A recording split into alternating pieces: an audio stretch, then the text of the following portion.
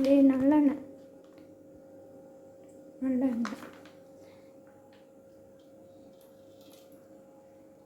ஊற்றிட்டு பத்தாது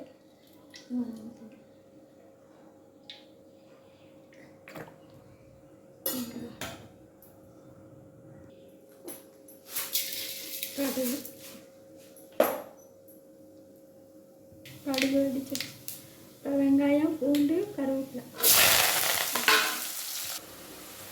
வெங்காயமும் பூண்டு கருவேப்பிலை நல்லா பொண்ணுலாம் வந்துடுச்சு.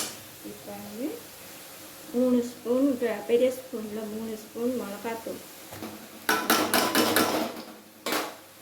போட்டு ஒரு கலந்து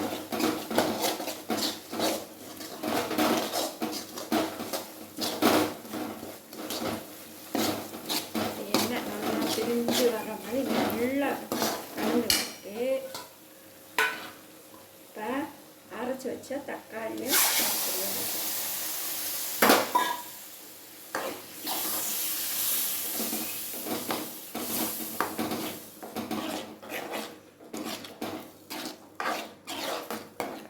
கொஞ்சம் ஒரு கொதி வரட்டும். இதில் உப்பு அளவாக போட்டுக்கோங்க.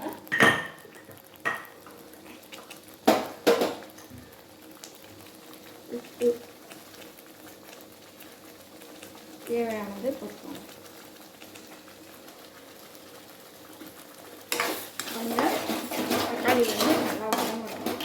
அந்த வதங்கின புளி தண்ணி ஊற்றணும். தக்காளி நல்லா வதங்கி எண்ணெய் பிரிஞ்சு வந்தா இப்போ வந்து புளி தண்ணி ஊற்றணும்.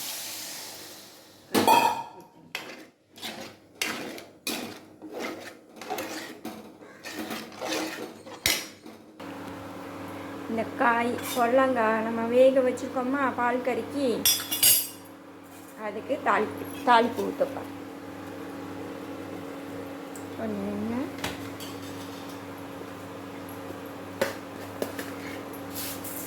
கடுகு பொரியட்டும். இங்கே வந்து குழம்பு நல்லா கொதிச்சிருச்சு நல்லா கொதிச்சு கொஞ்சம் தேங்காய் இவ்வளோதான் தேங்காய் அரைச்சி வச்சுருக்கிறேன். இவ்வளோதான் தேங்காய் ஊற்றணும். ரொம்ப வேண்டாம், உங்களுக்கு விருப்பம்னா ஊற்றிக்கோங்க, விருப்பம் இல்லைன்னா நல்லாயிருக்கும் தேங்காய் ஊற்றிக்கோங்க. இப்போ இங்கே கடுகு வெடிச்சிருச்சு. வெங்காயத்தை போட்டு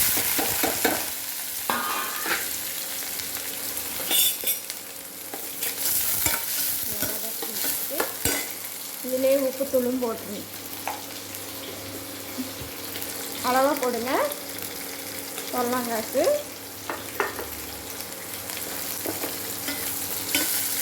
வெங்காயத்தோடய உப்பு போட்டுருங்க.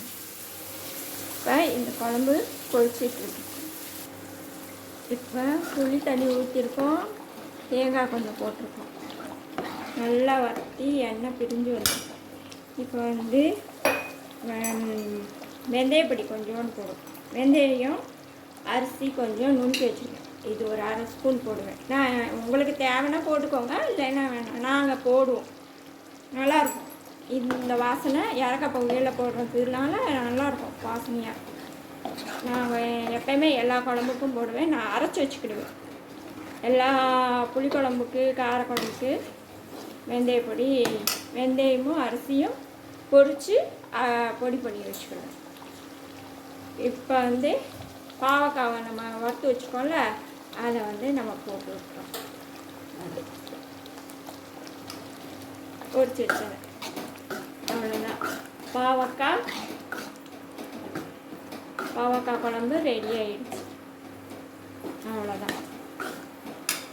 இது கொஞ்சோண்டு வேணும்னா நாட்டு சர்க்கரை கொஞ்சோண்டு போட்டுக்கோங்க. நாட்டு சர்க்கரை கொஞ்சோண்டு விருப்பம்னா போடுங்க, இல்லைன்னா விட்டுருங்க. உங்களுக்கு அந்த காரசாரமாக வேணும் அப்படின்னு நினச்சிங்கன்னா வேண்டாம். இது வந்து நல்லாயிருக்கும், டிஃப்ரெண்ட்டாகவும் இருக்கும். சாப்பிட்றதுக்கு அவ்வளோ டேஸ்ட்டாக இருக்கும் குழம்பு. இப்போ வந்து நம்ம காய் வதக்கிறதுக்கு வெங்காயம் வதங்கிருச்சு. இதில் கொஞ்சம் மஞ்சள்தூள்,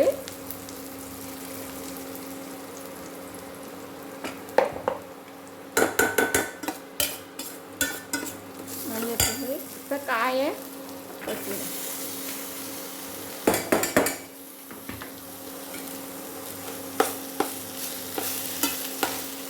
காயை கொட்டிட்டு இந்த அரைச்சி வச்சுருக்கோம்ல விழுது, தேங்காய், முந்திரி பருப்பு, சீரகம், பச்சை மிளகாய் எல்லாம் சேர்த்து அரைச்சி வச்சுருக்கோம்ல, இந்த விழுதை இதில் ஊற்றிடும். புடலங்காய் பால் கறி ரெடி ஆகிட்டு.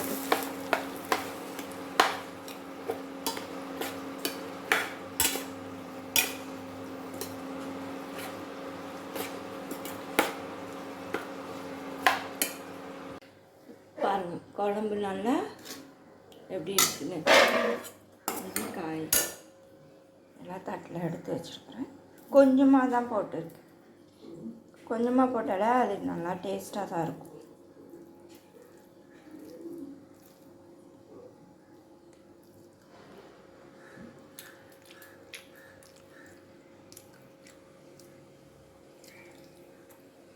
சூப்பராக இருக்கும்.